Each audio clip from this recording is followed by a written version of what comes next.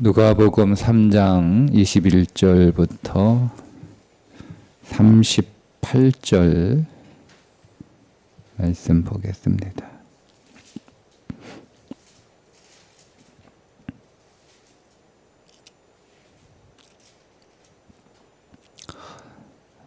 백성이 다 세례를 받을새 예수도 세례를 받으시고 기도하실 때에 하늘이 열리며 성령이 비둘기 같은 형체로 그의 위에 강림하시더니 하늘로부터 소리가 나기를 너는 내 사랑하는 아들이라 내가 너를 기뻐하노라 하시니라. 예수께서 가르치심을 시작하실 때에 30세쯤 되시니라. 사람들이 아는 대로는 요셉의 아들이니 요셉의 위는 헬리요 그 위는 맏다시요 그 위는 레위요 그 위는 멜기요 그 위는 안나요 그 위는 요셉이요 그 위는 맏다디아요 그 위는 아모스요 그 위는 나훔이요 그 위는 에슬리요 그 위는 낙게요 그 위는 마아시요 그 위는 맏다디아요 그 위는 서머인이요 그 위는 요색이요 그 위는 요다요 그 위는 요아난이요 그 위는 레사요 그 위는 스룹바벨이요 그 위는 스알디엘이요 그 위는 네리요 그 위는 멜기요 그 위는 아띠요 그 위는 고삼이요 그 위는 엘마담이요 그 위는 에르요 그 위는 예수요 그 위는 엘리에서요 그 위는 요림이요 그 위는 맏다시요 그 위는 레위요 그 위는 시므온이요 그 위는 유다요 그 위는 요셉이요 그 위는 요남이요 그 위는 엘리야김이요 그 위는 멜레아요 그 위는 맨나요 그 위는 맏다다요 그 위는 나단이요 그 위는 다윗이요 그 위는 이세요 그 위는 오벳이요 그 위는 보아스요 그 위는 살몬이요 그 위는 나손이요 그 위는 아미나답이요 그 위는 아니요 그 위는 헤스론이요 그 위는 베레스요 그 위는 유다요 그 위는 야곱이요 그 위는 이삭이요 그 위는 아브라함이요 그 위는 데라요 그 위는 나홀이요 그 위는 수룩이요 그 위는 루요 그 위는 벨렉이요 그 위는 헤버요 그 위는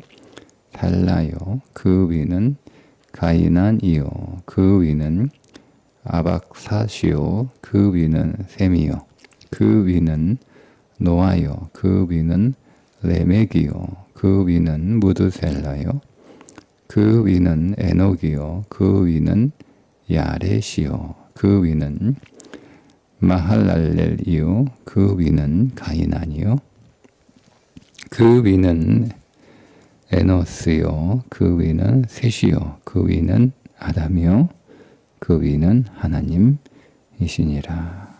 아멘.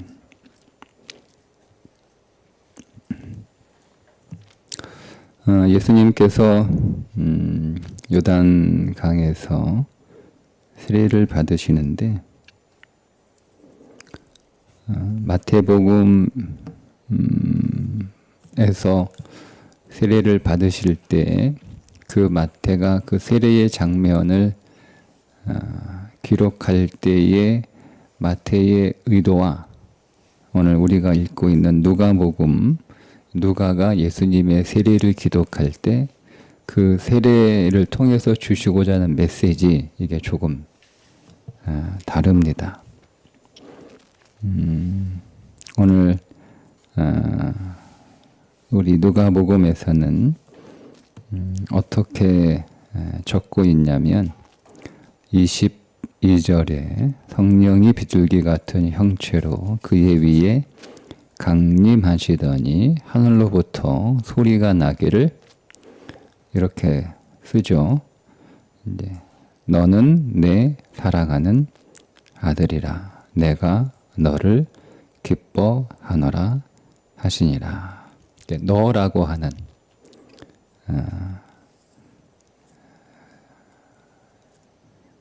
인칭 대명사가 들어가는데요. 마태복음은 너라는 단어가 없어요. 마태복음은 이렇게 나와 있습니다. 이는 내 사랑하는 아들이요 내 기뻐하는 자라 하시니라. 이렇게. 예. 그럼 뭐 그게 뭐 같은 말 아니냐? 뭐 그게 조금 표현의 차이만 있지 똑같은 얘기 아니냐? 그렇죠?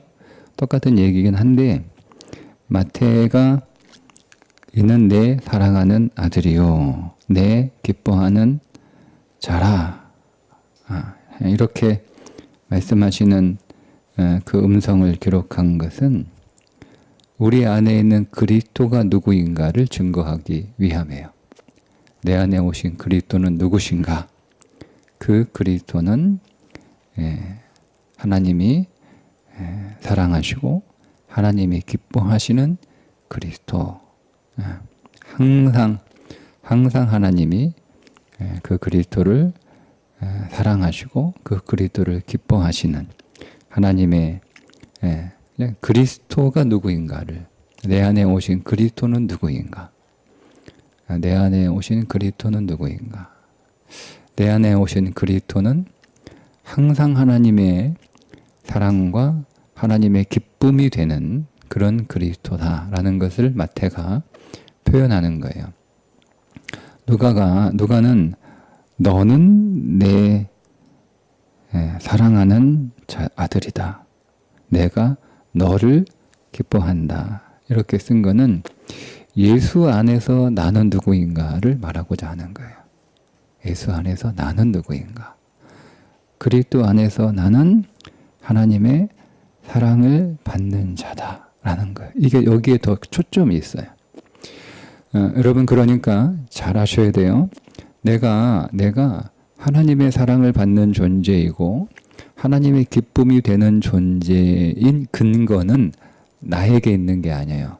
내 안에 오신 예수 그리스도가 하나님의 사랑을 받고 하나님이 기뻐하시는 존재이시기 때문에 그 그리스도 안에 있는 나도 하나님의 사랑을 받고 하나님이 기뻐하시는 존재가 되었다라는 것을 마태와 마가를 연결하면 그렇게 우리들에게 메시지가 전해지는 거죠.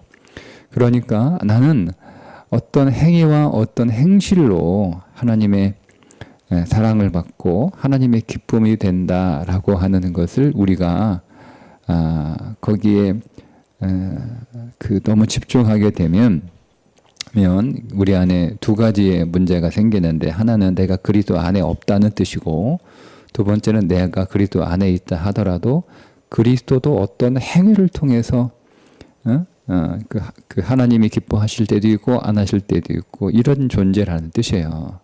근데 그렇지 않죠. 그리스도가 어떤 행위를 하심은 하나님이 일하지 않는 것을 하신 적이 없으니 그리스도는 항상 하나님이 일하심과 함께 그리스도가 행하셨기 때문에 그리스도는 항상 아버지의 뜻대로 행하셨던 분이시기 때문에 그 존재로 하나님의 사랑을 받는 분이시지만 예수님은 그 행위로도 충분히 하나님의 사랑과 기쁨이 되는 존재라고 하는 것을 우리가 믿어야 되고 그러니까 그게 그리스도를 신뢰하는 거예요. 그냥 그리스도의 어떤 존재, 그리스도가 이 땅에 오신 역사적인 인물 우리가 그것을 믿는 수준을 넘어서서 그리스도 그분이 그 존재 자체로 하나님의 사랑과 기쁨일 뿐만 아니라 왜냐하면 일단은 이 세례를 받으시기 때는 공생의 사역을 하시기 전이잖아요. 그죠? 일단은 육신으로 가정에서 마리아와 가족들을 또 돌아가신 아버지를 잘 이렇게 섬기는 그 육신으로서의 사람으로서의 삶만 삶만 사셨던 분이잖아요. 근데 그 예수 그리스도가 그 삶을 잘 이렇게 사셔서 아직 공생애를 시작하시기 전이심에도 불구하고 하나님의 기쁨과 하나님의 사랑을 받는 존재셨다라고 하는 것, 그걸 우리가 믿어야 되는 거예요. 믿어야 돼. 예. 그리고 그 모든 사역의 출발이 거기에서 시작되었다라고 하는 것. 그러니까 여러분, 우리는 뭔가를 잘해서 하나님께 사랑을 받고 뭔가를 성공해서 하나님의 기쁨이 되는 존재가 아니고, 이미 우리는 하나님의 사랑을 받고 있는 존재이고 하나님의 기쁨이라는 그 믿음에서 우리의 삶과 사역이 출발해야 되는 거예요. 그러니까 여러분, 더 이상 사랑을 얻기 위해서, 하나님의 기쁨이 되기 위해서 사역하는 게 아니에요. 우리는 그 사랑과 그 기쁨의 대상이기 때문에 그 감사, 그 복이잖아요. 그게 은혜 아닙니까?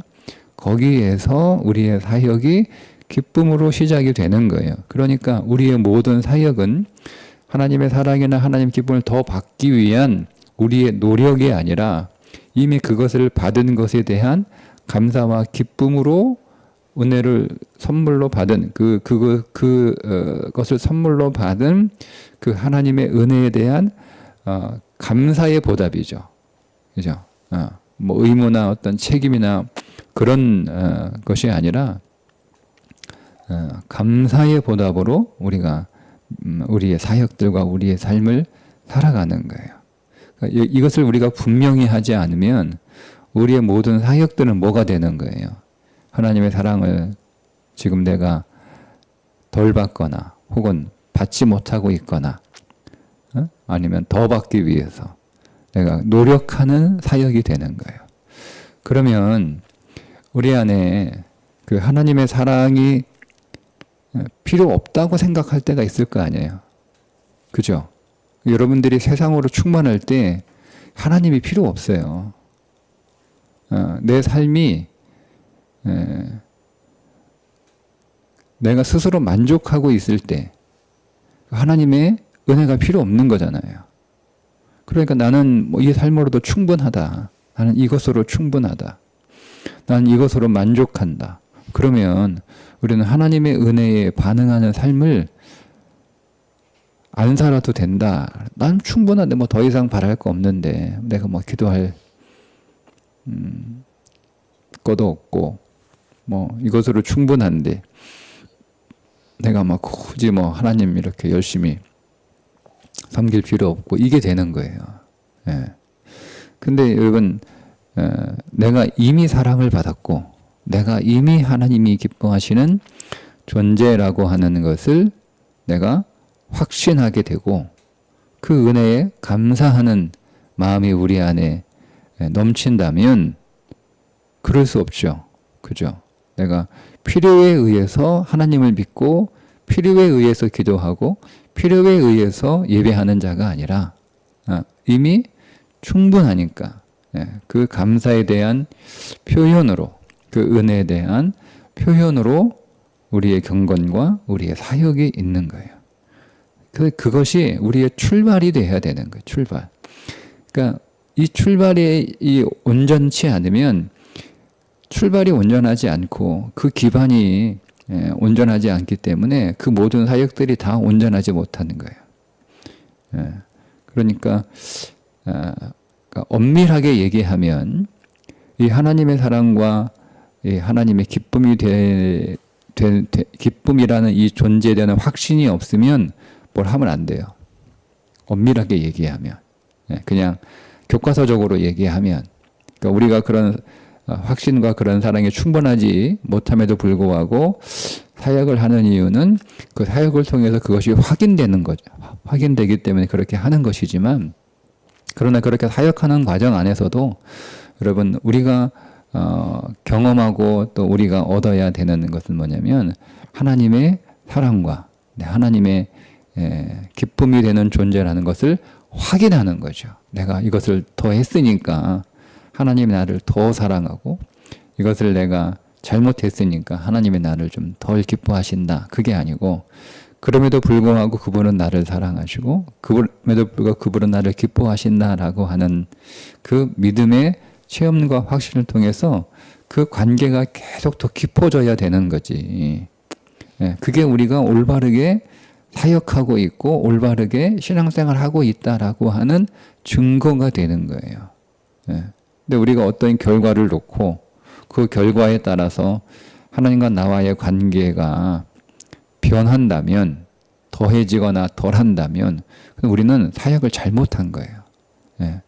우리는 하나님과의 관계를 더 개선하기 위해서가 그런 게 아니고, 우리가 그분은 우리를 이미 충분히 사랑하시고 온전하게, 그분은 이미 우리를 충분히 온전하게 우리를 기뻐하시는 분이신데, 우리가 그것을 경험하는 거죠. 우리가 그것을 계속 확인하는 거예요. 확인하는 거예요. 부모가 자식을 사랑하는 사랑이, 부모가 사랑을 남겨두고 사랑하는 부모는 없잖아요. 자식을 향한 사랑을 부모가 이렇게 남겨두고 조금씩 빼주는 부모는 없습니다. 이미 충분히 그가 부모의 그 품 안으로 들어오는 그 순간부터 부모는 자녀를 향한 사랑은 이미 100을 준 거예요. 다만 그 자녀가 그의 성장 과정 안에서 그것을 확인하는 거죠. 확인하는 거죠. 그죠? 그러니까 그 부모의 사랑을 충분히 그 확인하고 확신하는 자녀들은요, 건강하게 성장합니다. 건강하게. 그러니까 모든 인생의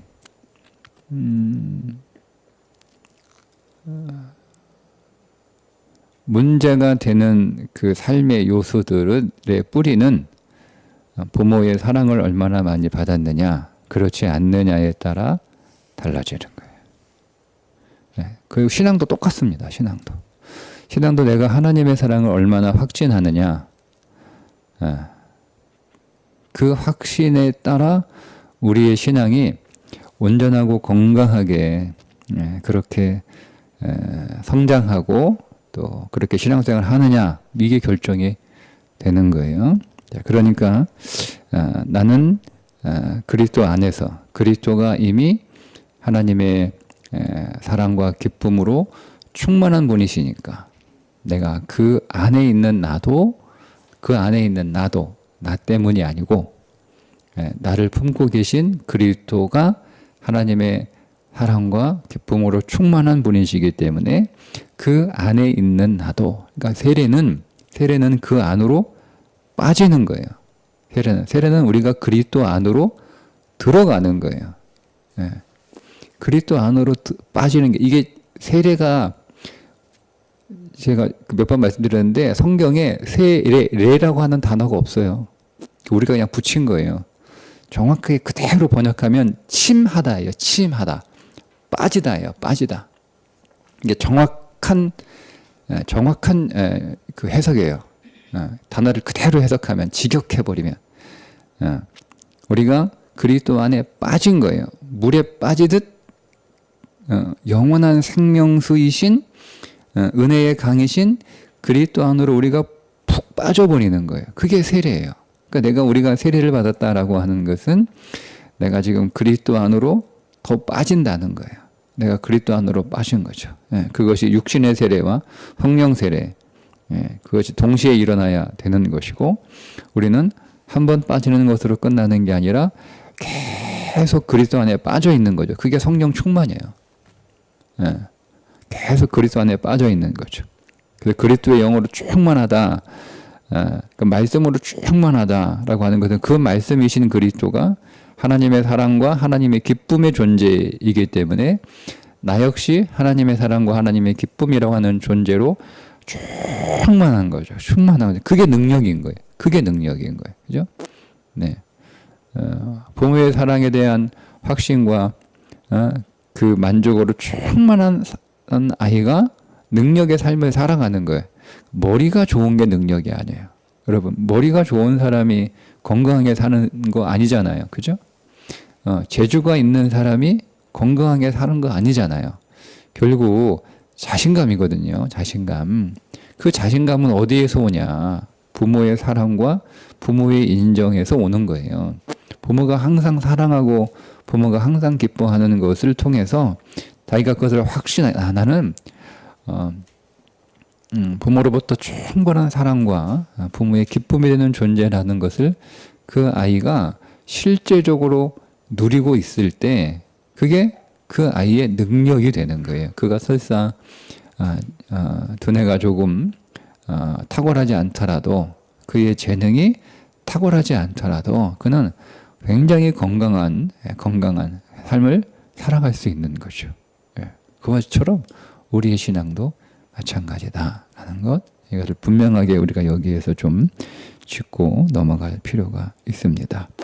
그렇게 내가 하나님의 사랑을 받는 그리고 하나님의 기쁨이 되는 존재임을 우리가 확신할 때 우리의 삶은 어디로 연결되는 삶을 쭉 살아가게 되냐? 하늘에 연결되는 삶을 살아가는 것, 그게 족보예요. 그 족보가 상승 족보잖아요.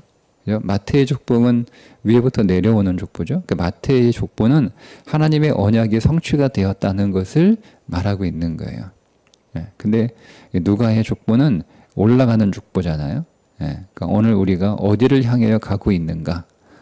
우리의 인생이 하늘과 연결되고 하늘에 닿는 삶을 살아가는, 우리가 하나님의 사랑과 또 하나님의 기쁨이 되는 존재라고 하는 이 자기 확신을 통해서 오늘 우리가 모든 삶과 우리의 모든 사역들은 결국 하늘로 연결되고 하늘로 올라가는 그런 삶이다라는 것을 누가가 이 족보를 통해서 보여주고 있는 거죠. 근데 오늘 우리가 그 하나님의 사랑과 기쁨이 된다라고 하는 것을 단순히 어떤 그 사실로 그 받아들이는 게 아니고 그것을 우리가 체험하게 되는 거예요. 그러니까 내가 하나님의 사랑을 받고 하나님의 기쁨이 된다라고 하는 것은 오늘 누가의 표현에 의하면 하늘이 열렸다 이렇게 표현하는 거예요. 세례 받으시고 기도하실 때 하늘이 열리며 하늘이 열리는 것을 통해서 내가 체험하는 거예요. 그럼 성경에서 하늘이 열린다라고 하는 것이 이 단어가 쓰이는 것이 여기 말고 3번 더 있습니다. 그걸 보면 하늘이 열리는 게 어떤 건지 우리가 실제적으로 알아볼 수 있겠죠.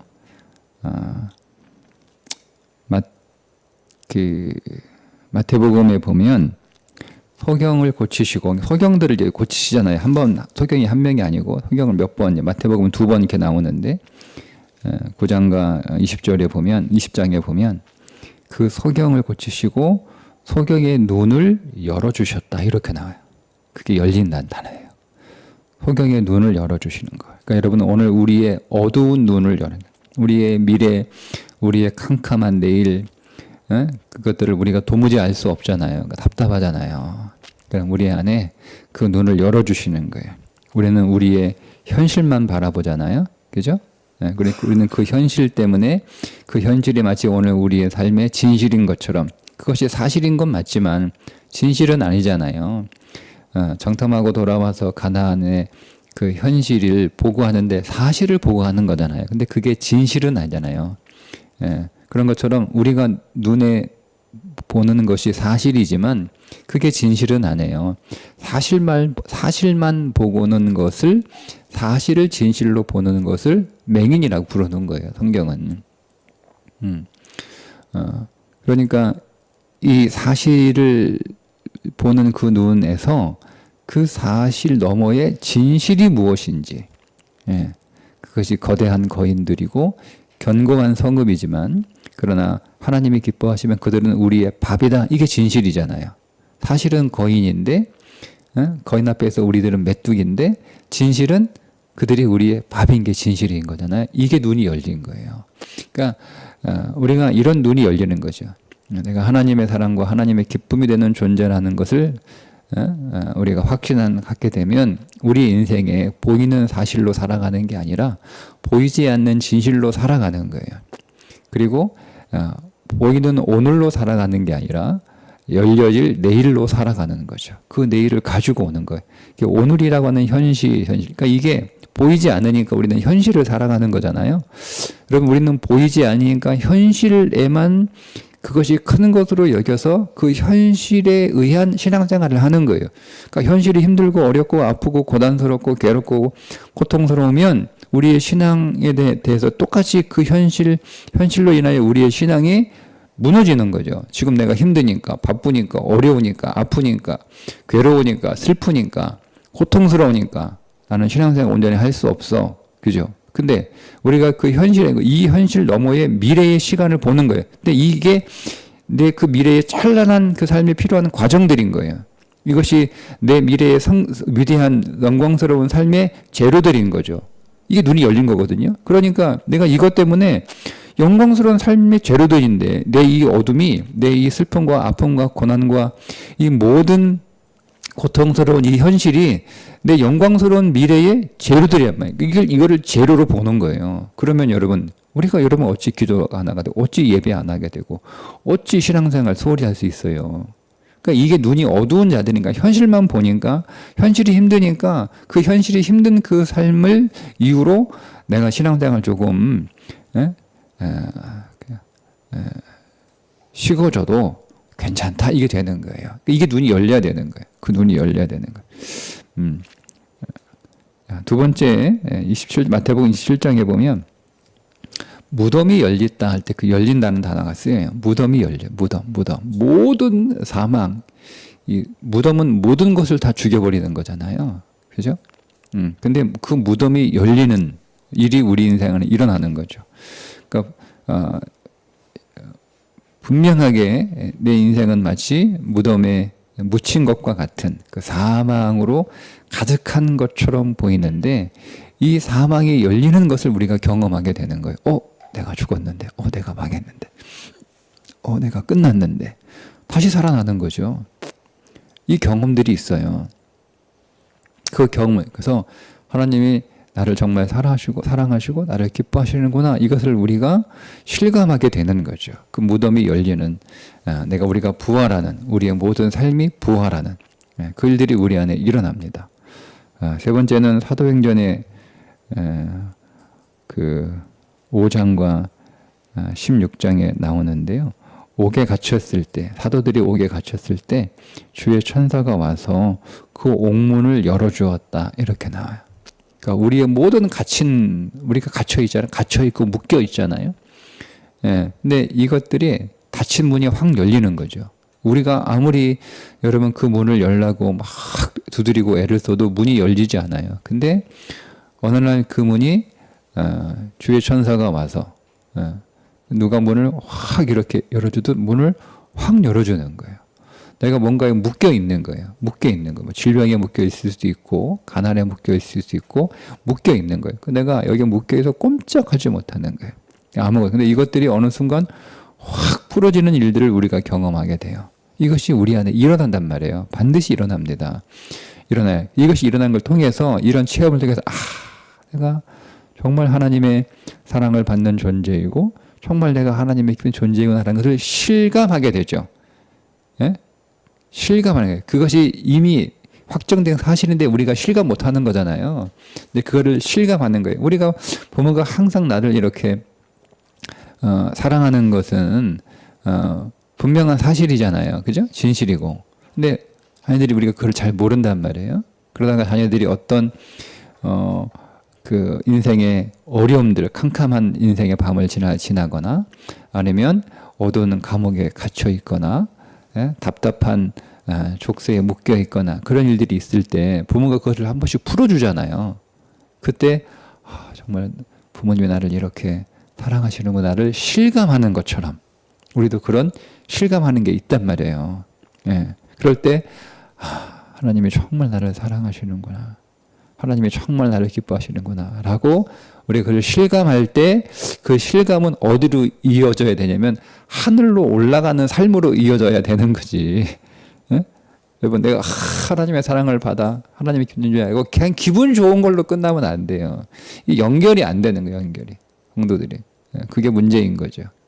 내가 더 그 실감 나는 그 신앙의 체험을 통해서 한 걸음 더 하늘로 올라가야 되는데 그냥 기분 좋은 거로 마음 편해지는 걸로 그리고 끝나요. 여러분 부모가 자녀를 한 번씩 건져주고 풀어주는 이유가 뭐예요? 성장하라는 거잖아요. 기분 막 힘들어가지고 우울하게 살아서 그러다가 인생 막 아무것도 신나게 뭐 재밌게 놀지도 못하고 막 그러는 거 부모가 확 꺼내주면 이제 됐다 하고 실컷 놀자. 실컷 놀라고 그렇게 꺼내주는 거 아니잖아요. 예? 인생 재밌게 놀라고. 그러니까 성장하라고 꺼내주는 거잖아요. 그럼 우리도 마찬가지. 우리도 성장. 우리는 어떻게 이 족보고요. 계속 올라가라 이거. 올라가라. 계속 올라가라. 히브리인들에게 이름은요. 그리스도가 그 일을 하시는 거예요. 여기 이름은 제가 뭐 너무 많아가지고 77명이나 되는데 그걸 일일이 다 단어를 설명할 수 없으니까 여러분 찾아보시면 다 나와 인터넷에.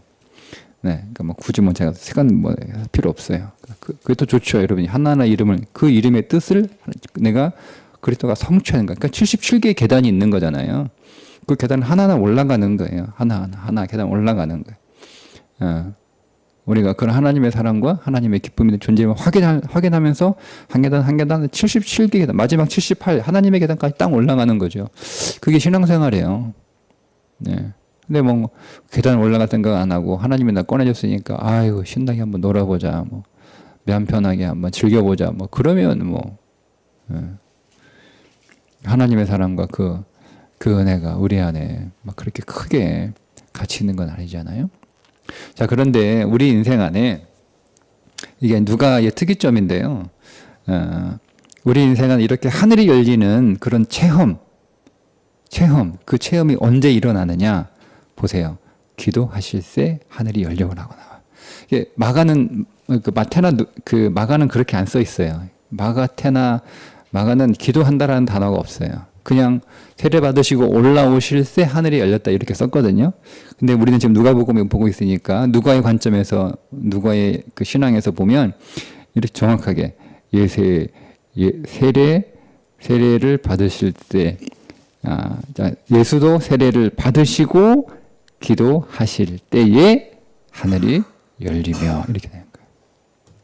네. 그러니까 오늘 우리의 인생에 하늘이 열리는 일들은 여러분 기도를 통하여 열리는 거예요.